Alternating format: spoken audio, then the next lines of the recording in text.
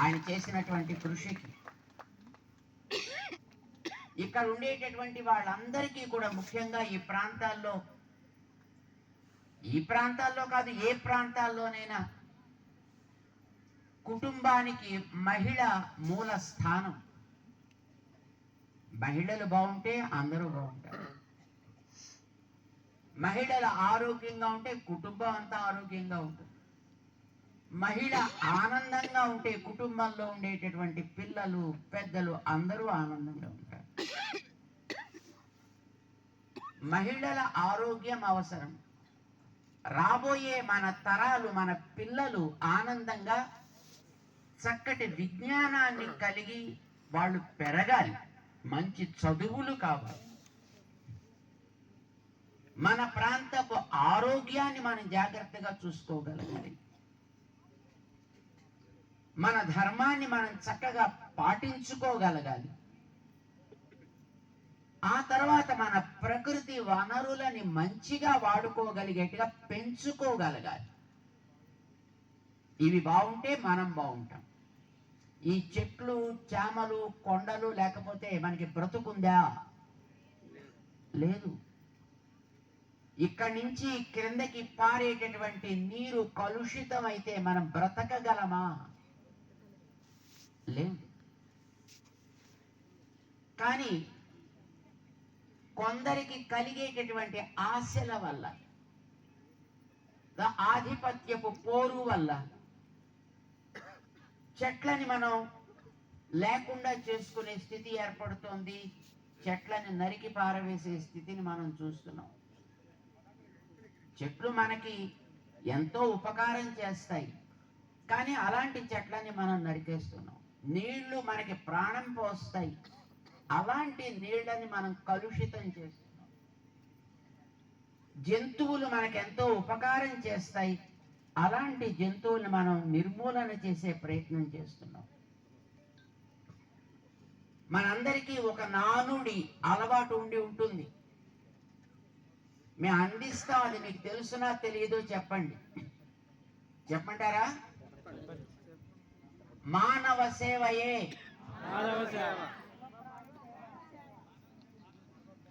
మానవ సేవయే మాధవ సేవ. ఎంతమందికి తెలుసునిది?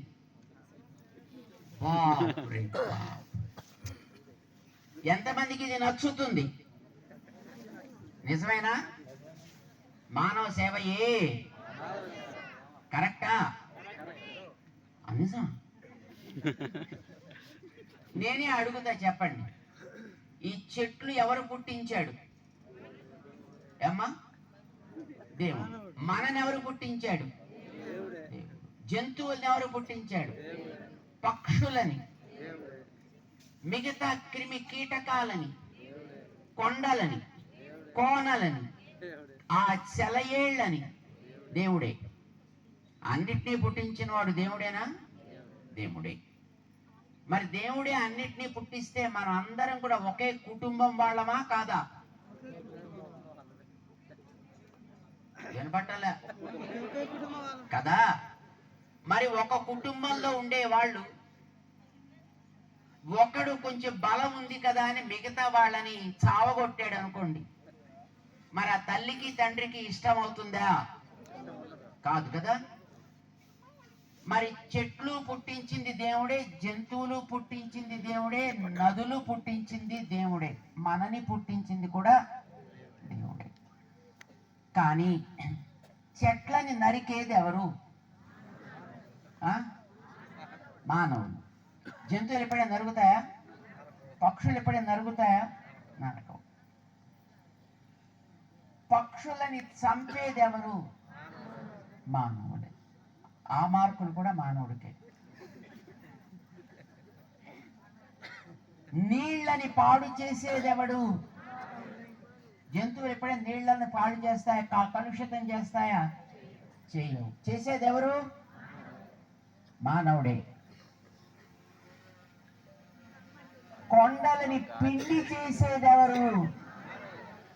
ఇదివరకు కొండలు గుర్తులుగా ఉండేవి, నదులు గుర్తులుగా ఉండేవి కదా. మన వాళ్ళు ఇదివరకు ఏదైనా దస్తావేజులు రాసేటప్పుడు ఈ కొండలు నదులు ఉన్నంత వరకు ఇది చిరస్థాయిగా సాగుతూ ఉండాలి ధర్మము అని ఇలా రాసేవారు. ఇప్పుడు ఆ కొండలు ఉంటున్నాయా? ఎవరు కొట్టేస్తున్నారు? మనుషులే. నదులని ఇంకిపోయేటట్టు చేసేది ఎవరు? మనుషులే.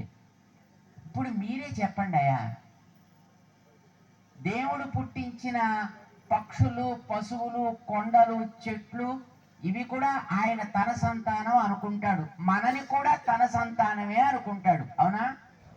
అవును. ఆయన సంతానంలో ఒకటైన మనం మిగతా వాటిని నాశనం చేస్తున్నాం. అప్పుడు దేవుడికి ఆనందమా? ఆలోచించి చెప్పండి. మీకు 3 పిల్లలుంటే అందులో ఒక పిల్లాడు మిగతా 2 చావగొట్టాడు అనుకోండి, మీకు సంతోషమా? కాదు. మరి చెట్లని, జంతువులని, పక్షులని చంపేది ఎవరు? నీళ్ళని, కొండలని, నేలని, గాలిని పాడు చేసేది ఎవడు? అంటే ఇప్పుడు మానవుడు అంటే దేవుడికి సంతోషమా? ఆలోచించి చెప్పండి. మరి మనిషిని చూస్తే దేవుడికి సంతోషమా? అది ఇవన్నీ చేసేది ఎవడు? మానవుడే. పోనీ ఇంకో మాట అడుగుతా, చెప్పండి. దేవుడు మనందరికీ మంచి నాలుకనిచ్చాడు. అవునా? నాలుకని దేనికి వాడతాం మనం? మాట్లాడడానికి. ఏ మాట మాట్లాడడానికి? ఎదట వాణ్ణి హింసించడానికి. అలాంటి మాటలా? కాదు. ఎదటి వాణ్ణి రకరకాలుగా ఒత్తిడి తెచ్చి మార్పులు చేయడానిక? కాదు. మంచి మాట. నోరు మంచిదైతే అని అంటారు కదా, మంచి మాట ఆడండి అని ఇచ్చాడే. మరి ఈ నోటితోటి అబద్ధాలు ఆడే ప్రాణి ఎవరు? అది కూడా మనిషి. జంతువులు ఎప్పుడైనా ఆడతాయా? పక్షులు ఎప్పుడైనా ఆడతాయా? చెట్లు ఎప్పుడైనా ఆడతాయా? ఏంది? ఎవరు అబద్ధాలు ఆడేది? ఎవడైనా ఒకళ్ళు చెయ్యొద్దండి, నేను ఎప్పుడూ అబద్ధాలు ఆడలేదండి అని.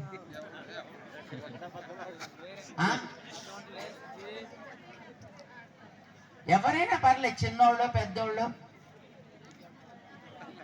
పోనీ పైన కూర్చున్నోళ్ళు,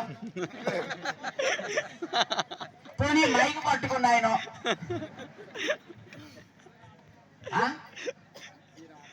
ఎవడైనా చెయ్యెత్తితే అది ఇంకో పెద్ద అబద్ధం. అవునా కదా? మరి ఇలాంటి మనిషిని చూస్తే దేవుడికి సంతోషమా?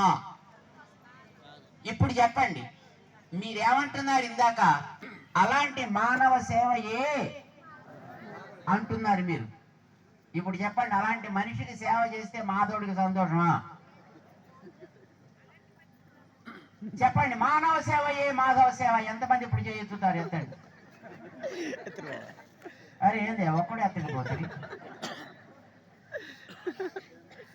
బంధువులారా, మన బుద్ధిని పాశ్చాత్య దేశాలకు సంబంధించిన వ్యక్తులు పాడు చేశారు. మనిషికి ప్రధానమైనది ఏది? బుద్ధి. ఇది పాడైతే అన్నీ పాడవుతాయి. మన దేశాన్ని ఆక్రమించి మన అడవుల్లో ఉండే మనుషుల్ని, జంతువులని అన్నిటినీ పాడు చేసి చివరికి మన బుద్ధుల్ని కూడా పాడు చేసి పోయారు వాళ్ళు.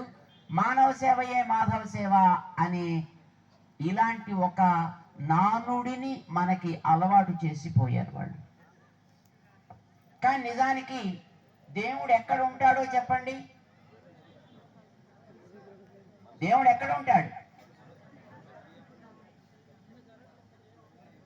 అరే మన చుట్టూ ఉన్నాడండి.